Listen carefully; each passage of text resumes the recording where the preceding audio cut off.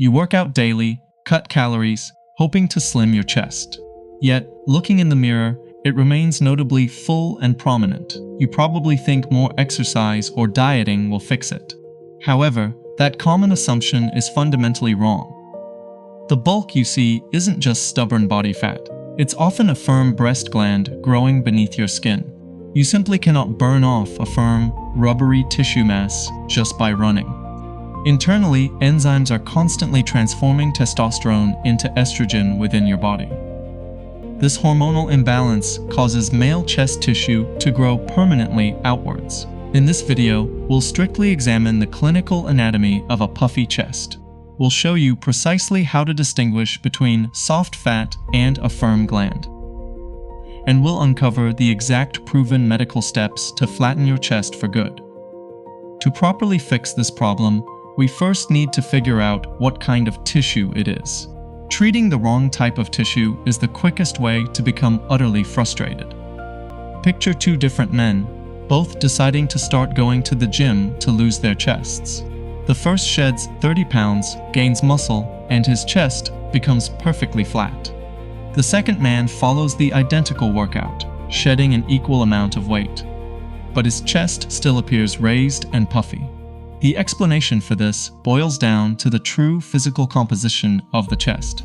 Experts categorize this into two distinct categories: true gynecomastia versus pseudo-gynecomastia. The latter is just excess fat deposited in the chest region. If you gain weight, your body stores fat wherever it chooses. For many men, this commonly occurs around their chest. This fat feels soft and squishy. However, true gynecomastia differs entirely. It involves the actual growth of firm breast glandular tissue. Every man possesses a small quantity of this glandular tissue located directly behind the nipple. But in some men, this gland decides to grow. If you were to push on it, it would feel like a firm, rubbery lump, much like a tiny grape or a rubber disc directly beneath the skin. You can't sweat out a solid gland, nor can you burn it off with a treadmill. But simply knowing the difference between soft fat and a firm gland leaves a crucial question unanswered. If you eat right and take care of yourself, why would this firm tissue suddenly start growing? The answer often comes down to an invisible tug-of-war between two hormones, testosterone and estrogen. Many men believe estrogen is exclusively a female hormone, but men also produce it, albeit in smaller quantities. Your chest tissue remains flat as long as testosterone levels stay higher than estrogen levels. However, if that balance shifts and estrogen takes over, the chest gland gets a signal to grow. For a significant part of the population, this occurs naturally with age. As men reach their 40s, 50s, and older, natural testosterone production gradually decreases.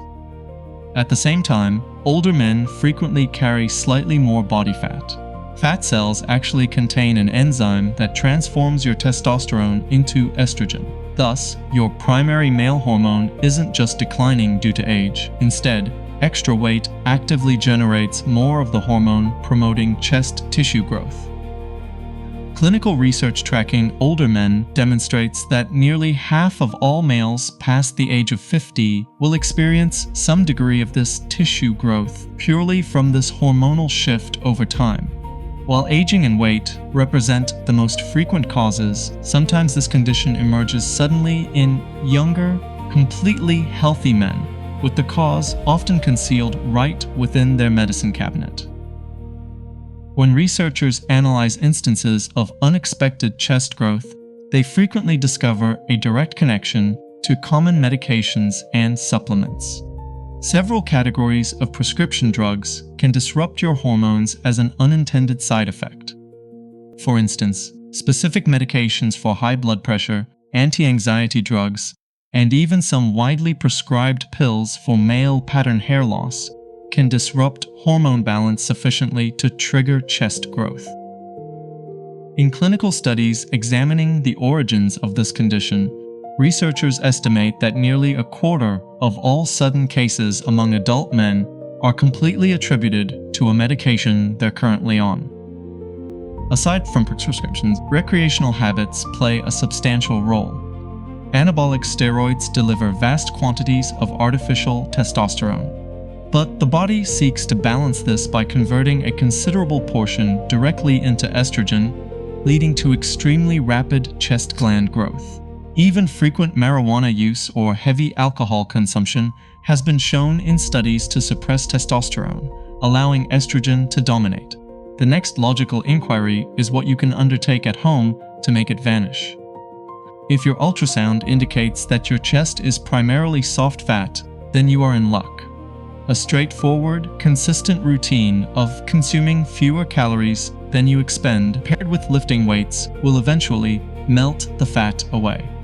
Developing the upper chest muscles will also assist in tightening the skin and lend the area a more masculine form. Nevertheless, if the ultrasound verifies you possess genuine glandular growth, the gym can prove incredibly frustrating. As we mentioned earlier, you cannot simply burn away a solid gland. Indeed, many men experiencing true gynecomastia discover that, as they lose weight and their body fat reaches an extremely low level, the hard gland beneath the nipple actually becomes more noticeable because there's no longer any fat to smooth the chest's shape. It feels like you're being penalized for getting into superb shape. When diet and the gym have exhausted their options, and that firm, rubbery tissue resists removal, you must consider the only permanent way to physically remove it. For actual glandular tissue, surgery provides the sole definitive solution. A plastic surgeon handles this by examining 3 distinct layers: the fat, the gland, and the skin. If excess fat surrounds the gland, the surgeon will usually commence with liposuction. They make a tiny, nearly invisible puncture, insert a thin tube, and gently vacuum out excess fat to flatten the surrounding region. After the fat is removed, they must then address the firm gland itself. Liposuction cannot remove a solid, rubbery mass.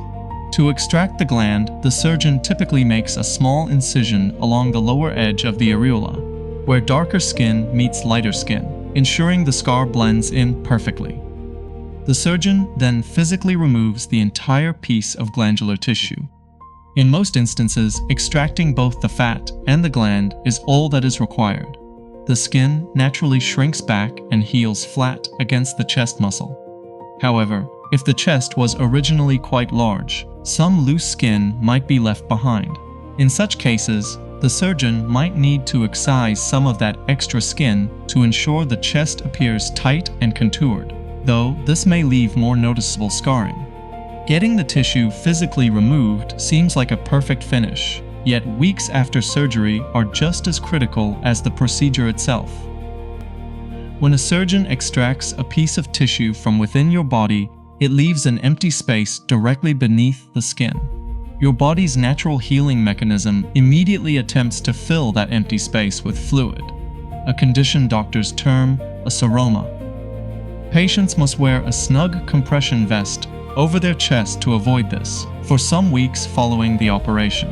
This provides a firm embrace, creating firm pressure between the skin and muscle, effectively eliminating any space for fluid to gather. As with all medical procedures, associated risks exist. Occasionally, the chest's 2 halves heal somewhat unevenly, leading to minor unevenness. Scars may stay noticeable or thicken. Moreover, some males may feel numbness in the nipple region, often taking months to subside, or rarely, it never completely recovers. But overall, studies indicate excellent patient contentment with this procedure. It swiftly addresses a major source of daily anxiety. After completing recovery and removing the compression garment to reveal a leveled chest, the pressing question is whether this marks a lasting triumph or a battle you'll soon re-engage. A significant positive is that once the actual gland has been surgically extracted by a professional, it's generally a permanent eradication. This specific glandular tissue cannot spontaneously regenerate from scratch. Yet, the chest may re-enlarge if a patient resumes the very habits which caused the initial disproportion. For instance, if someone resumes taking large quantities of anabolic steroids, or if they accrue substantial weight, causing fresh fat to accumulate on the chest, the area will become distended and appear bloated once more. Sustaining a flat chest forever relies on maintaining a consistent weight and shunning the compounds which disrupt your hormone balance. Coping with a fluctuating chest can be extremely vexing, but precisely knowing what you're fighting truly makes a world of difference. This could involve checking your regular prescriptions, modifying your physique's fat, or engaging a medical specialist. You certainly possess the means to direct your own health and reclaim your lost confidence. I'd be pleased to read your thoughts in the comments below. To meet paraphrasing rules, this line was combined with share your thoughts below. Should you find this content beneficial, please tap the thumbs up and sign up on the channel, ensuring no video is ever overlooked. Prioritize your well-being, and I'll catch you in the subsequent video.